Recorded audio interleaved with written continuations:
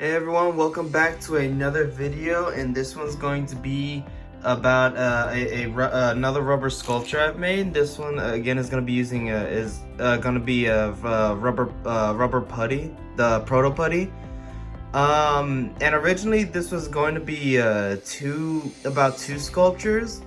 And as you can see, I mean my desk is messy, but as you can see in the background, just to kind of give you an idea. So this one is obviously, if you saw the title, is Godzilla. It's based off the 98, but more specifically it's based off the animated series version. So it's more cartoon, it's supposed to be a little more cartoonish and simplistic, and that's the reason why I wanted to go with the proto putty, is because I wanted it to be again just simple, not have too much painting on it. Like I try to have the putty. I tried to color the putty so that way,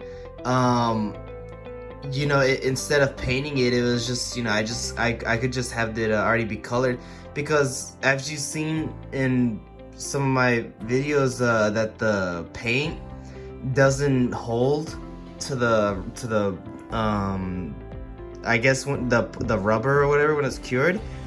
And so rather than paint the whole sculpture, I decided to just like have it be like pre-painted in a way, and then afterwards I just paint like the smaller areas, like the toenails, the claws, like these little I don't know, just these little scales right here, and then the teeth and the eyes, and that would be where the paint is, but for the most part it'd just be one color.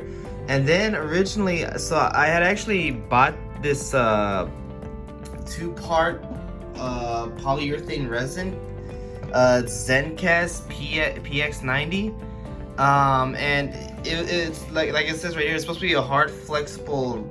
It's when it cures, it's supposed to be a hard, flexible rubber, and I wanted to use that to make the 98 Godzilla from the movie. And as you can see, this is kind of the final product. And as you can see, the reason why, so you can see why I didn't put this in the video, because even though I had filmed me making it and all that, like I made the sculpture and I made the mold and everything, when I finally got to casting it, the resin didn't pour all the way through, and I was just having so much trouble trying to get the resin to go through the rest of the mold. And eventually I just kind of, even though you should never really give up on stuff you're making. I mean, I stopped working on it because I just figured it just wasn't working, and I just had to stop and just look at what I was able to do. And from what I can tell, I mean, the detail that is there, it captured the detail pretty well. And the reason why I got this resin is because, again, just like the proto putty, I've followed the steps that the YouTuber Marco Makes took. And if you heard of him, or if you haven't, he's on YouTube, and he makes these what he calls these rubber swords. I think they're called rubber swords, something like that. Basically, he makes these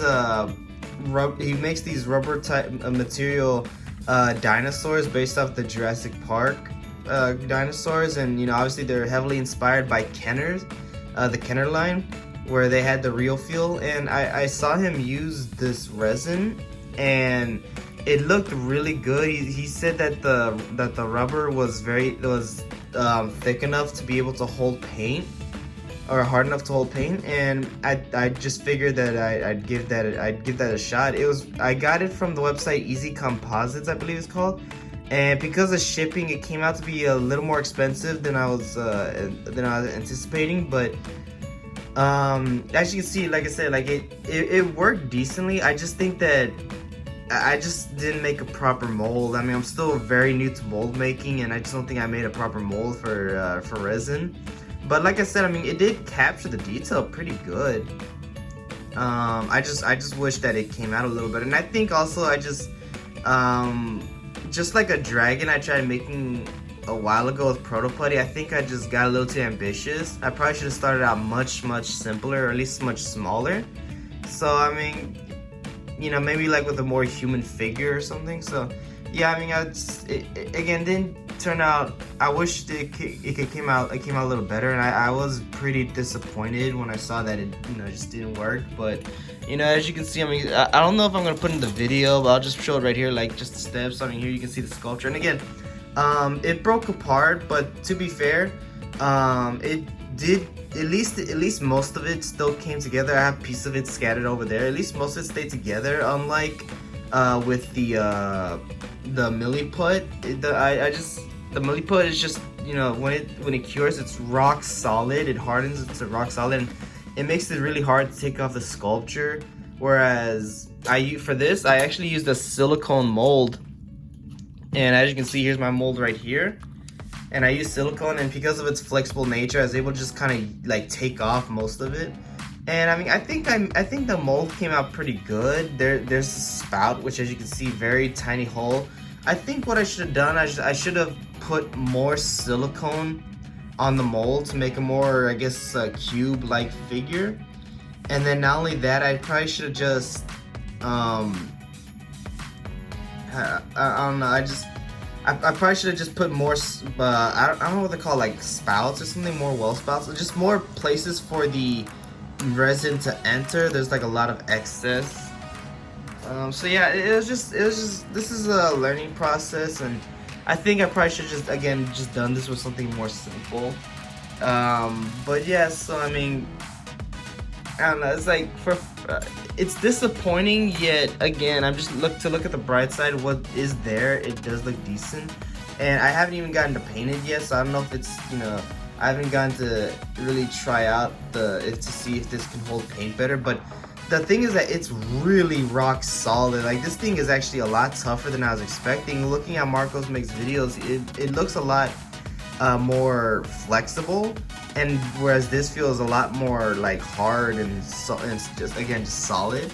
I'm wondering if maybe because like the tail is actually pretty flexible, and as you can see, it's thinner. So I'm wondering if maybe I need to put something over, like when I make the wire armature, if maybe I need to put something over the wire armature to just kind of bulk it out, and while still have it flexible. And that way, when I put the resin on top, there's not a thick amount of resin, and it'll be able to kind of move around. Because like, again, the parts that are thin, it's very, like this fin right here. And the reason why I put a wire in this dorsal fin is because when I made this sculpture, the clay had actually bent over like that, and so I wanted to put a wire into there so I could kind of bend it back, and as you can see, that worked.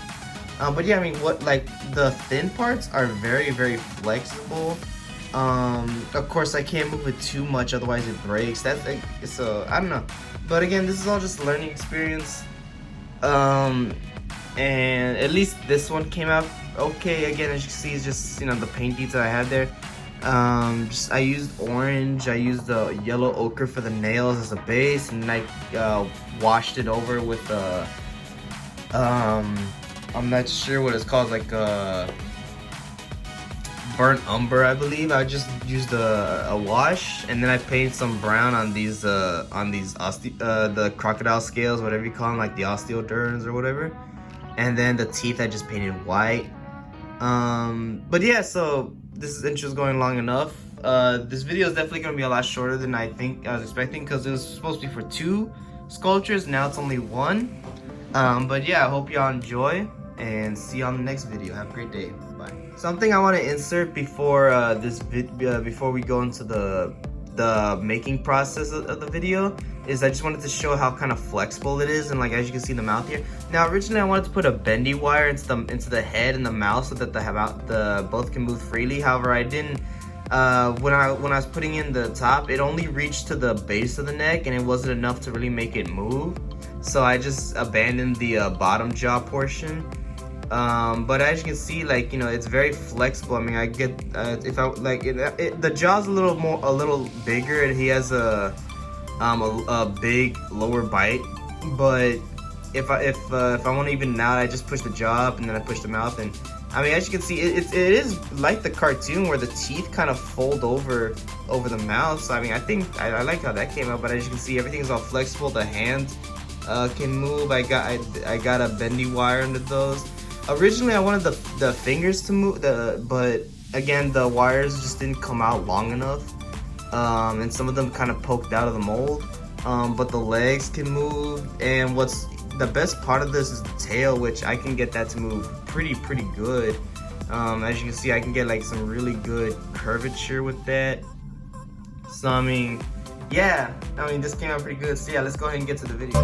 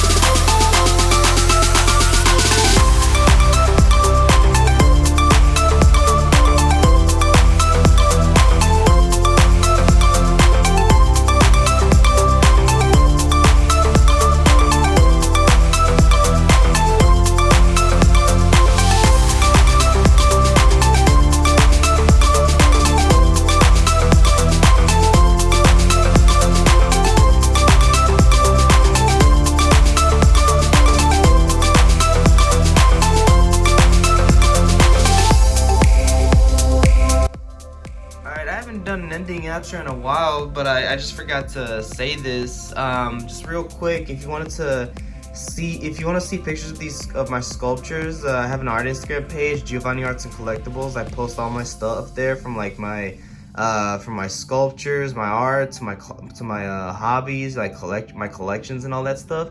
And I had just finished posting all my videos from my art school semester, this past semester. I just finished posting all the videos for that, so if you want to see what I did for my art classes, you can check those out. I also put my sculptures there and whatnot for my personal hobbies. So yeah, thank y'all for watching. Have a great day. See you on the next video.